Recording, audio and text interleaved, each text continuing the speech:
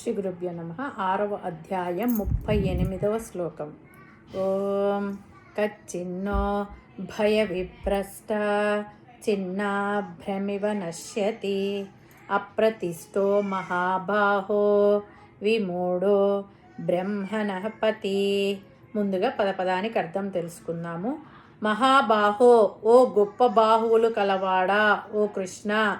బ్రహ్మణపతి, బ్రహ్మ ప్రాప్తి మార్గమునందు.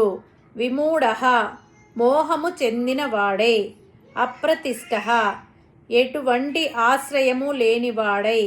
ఉభయ విభ్రష్ట, ఇటు ఇహలోక భోగాలను అటు పరలోక మోక్షానికి రెండిటికి చెడి. చిన్నాభ్రం ఇవ, ముక్కలైన మేఘం వలె. నశ్యతి కశ్చిత్, నశించిపోడు కదా. అర్జునుడు ఏమడుగుతున్నాడంటే, ఓ మహాబాహువులైన కృష్ణ, యోగ మార్గంలో ఉండి మనసును నిగ్రహించలేక అటు ప్రాపంచిక సుఖాలను వదులుకొని ఇటు బ్రహ్మజ్ఞానాన్ని పొందలేక మధ్యలో ఆగిపోయిన సాధకుడు గాలికి చెల్లా చెదురైన మేఘంలా ఏ ఆధారం లేక నశించిపోడు కదా అని చెప్పి అడుగుతున్నాడు. మనిషికి 2 మార్గాలు ఉంటాయి. ప్రవృత్తి మార్గం అంటే సంసారము, ధర్మ అర్థ కామాలను అనుభవిస్తూ స్వర్గాది లోకాలను కోరుకోవడం. రెండవది నివృత్తి మార్గం, మోక్షం కోసం సర్వం త్యాగం చేసి యోగ సాధన చేయడం. అర్జునుడి సందేహం ఏమిటంటే, ఒక వ్యక్తి నివృత్తి మార్గాన్ని ఎంచుకొని మధ్యలో విఫలమైతే అతను ఇటు సంసార సుఖాలకు దూరమయ్యాడు, అటు మోక్షము రాలేదు. అప్పుడు అతని పరిస్థితి ఇటు గంగా తీరం లేక అటు యమరా తీరం లేక మధ్యలో మునిగిపోయే నావలా ఉంటుందేమో అని ఆవేదన చెందుతాడు. దీనికి ఒక చిన్న ఉదాహరణ చెప్పుకుందాం. సోమదత్తుడు అనే యువకుడు ఉండేవాడు. అతనికి దైవ చింతన ఎక్కువ.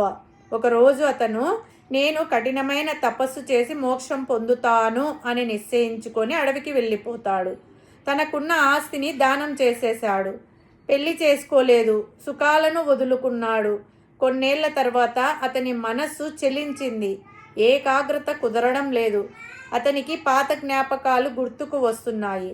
ఇప్పుడు సోమదత్తుడి పరిస్థితి ఎలా ఉందంటే, తిరిగి ఇంటికి వెళ్దామంటే ఆస్తి లేదు, బంధువులు దూరం పెట్టారు, పోనీ ధ్యానం చేద్దామంటే మనసు నిలకడ లేదు. అప్పుడు అతను ఆకాశం వైపు చూశాడు. ఒక పెద్ద మేఘం వర్షించడానికి సిద్ధంగా ఉంది. కానీ బలమైన గాలి రావడంతో ఆ మేఘం ముక్కలైపోయింది. ఆ ముక్కలు అటు వర్షాన్ని ఇటు ఆకాశంలో నిలకడగా ఉండలేదు. గాలికి కొట్టుకుపోతూ క్రమంగా కరిగిపోతాయి. అర్జునుడి భయం కూడా ఇదే. కృష్ణ, యోగభ్రష్టుడైన వాడు ఇలాగే గాలికి విడిపోయిన మేఘంలా అంతమైపోతాడా అని చెప్పి పరమాత్మను అడుగుతున్నాడనమాట. ఓ కృష్ణ, నా సందేహాలను పూర్తిగా తీర్చడానికి నీవే సమర్థుడవు. అర్హత నీకే ఉంది. నీవు తప్ప నాకు కలిగిన సందేహాలను వేరే ఎవ్వరూ తీర్చలేరు. అర్జునుడు మరొక ప్రశ్న కూడా అడిగాడు.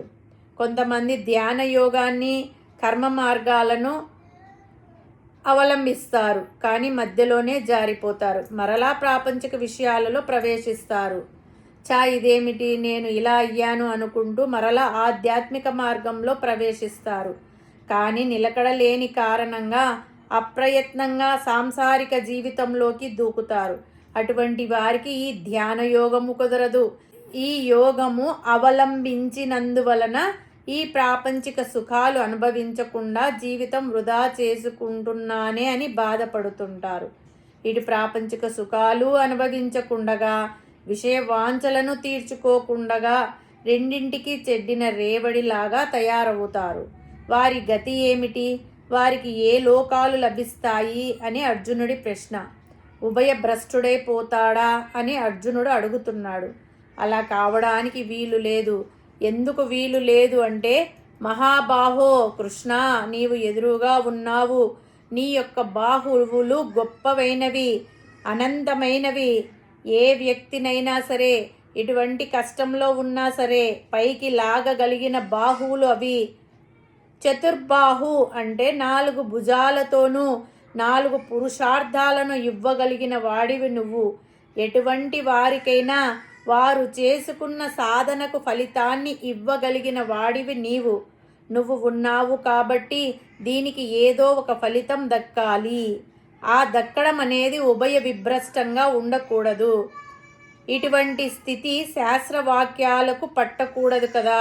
నీ యొక్క ఉపదేశాలకు ఇటువంటి స్థితి ఉండకూడదు కదా. కాబట్టి ఈ సంశయానికి నీవు సమాధానం చెప్పవలసినదే అని అర్జునుడు అడుగుతున్నాడు. ఈ శ్లోకం మనకు నేర్పేది ఏమిటంటే, ప్రయత్నం ఎప్పుడు వృధా పోదు. భగవంతుడి మార్గంలో లేదా ఒక ఉన్నతమైన ఆశయం కోసం మనం వేసే ప్రతి అడుగు మన ఖాతాలో జమ అవుతుంది. వైఫల్యం కలిగినా అది పతనం కాదు, అది కేవలం ఒక విరామం మాత్రమే. హరి ఓం తత్సత్.